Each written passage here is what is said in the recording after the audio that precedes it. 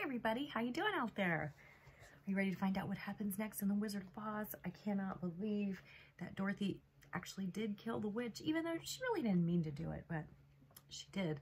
So I'm sure they're going to be off to see the wizard and find out if he can help them out. Let's see here. So we are on chapter 13, The Rescue. If you remember, the lion is probably going to be okay. Dorothy's going to let him go, I'm sure, but the Tin Man was all banged up. And the straw man, or scarecrow, was spread out all over the place. So I have a feeling that's what it means when we have the rescue here. So this is chapter 13. The Cowardly Lion was much pleased to hear that the Wicked Witch had been melted by a bucket of water, and Dorothy at once unlocked the gate of his prison and set him free. They went in together to the castle, where Dorothy's first act was to call all the Winkies together and tell them that they were no longer slaves. There was great rejoicing among the yellow Winkies, for they had been made to work hard during many years for the Wicked Witch, who had always treated them with great cruelty. They kept this day as a holiday then, and ever after, and spent the time in feasting and dancing. If our friends the Scarecrow and the Tin Woodman were only with us, said the Lion, I should be quite happy. Don't you suppose we could rescue them? Asked the girl anxiously. We can try, answered the Lion. So they called the yellow Winkies and asked them if they would help to rescue their friends, and the Winkies said that they would be delighted to do all in their power for Dorothy, who had set them free from bondage.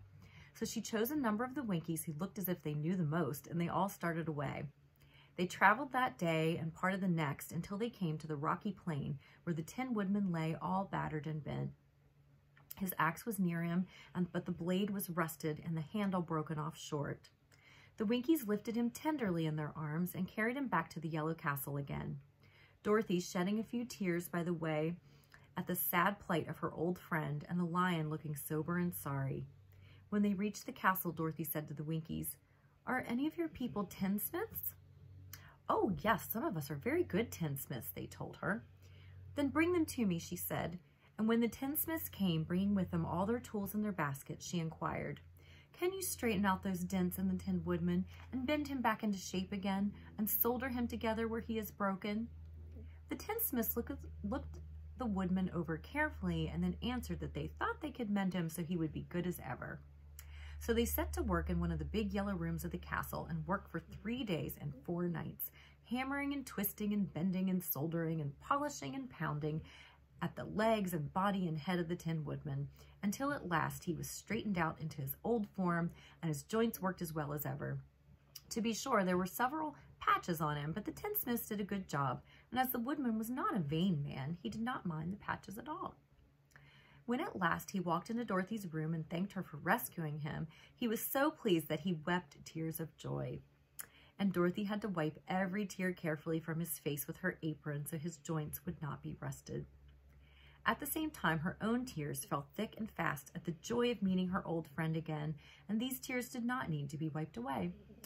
As for the Lion, he wiped his eyes so often with the tip of his tail that it became quite wet, and he was obliged to go out into the courtyard and hold it in the sun till it dried.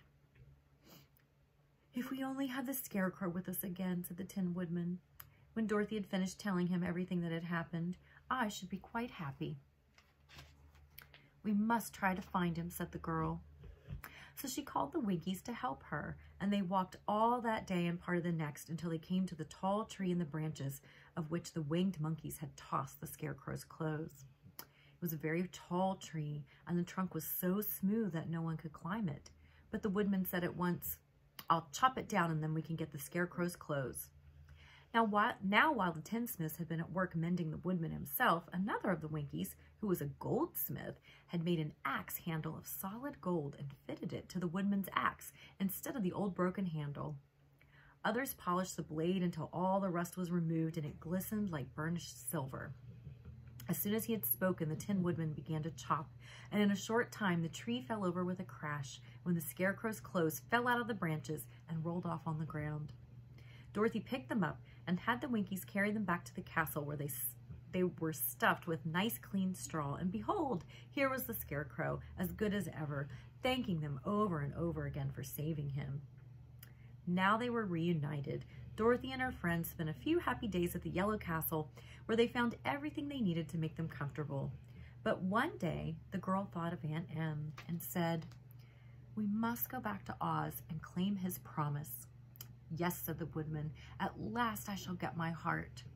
"And I shall get my brain," said the Scarecrow joyfully. "And I shall get my courage," said the Lion thoughtfully. "And I shall get back to Kansas," cried Dorothy, clapping her hands. "Oh, let us start for the Emerald City tomorrow." This they decided to do.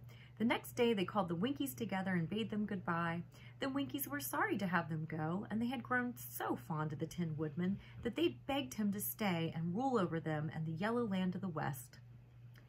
Finding they were determined to go, the Winkies gave Toto and the Lion each a golden collar.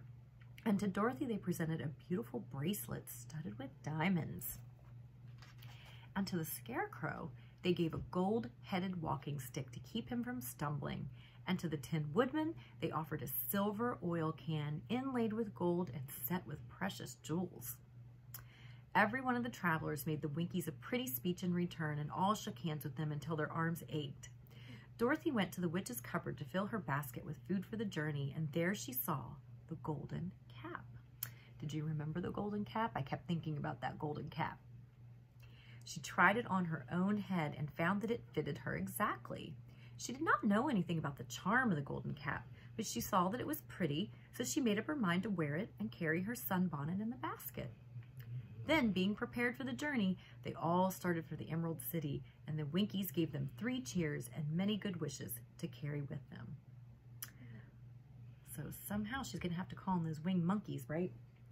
How are they going to help her out? What do you guys think is going to happen next? All right. You know, we still have a good amount of the book left to go, so I don't think it's going to be quite so easy just going right to Oz and getting what they want. What do you guys think? All right. You have to tune in tomorrow to find out. See everybody later. Get outside and play today. Get some exercise. Get some fresh air. Love you guys.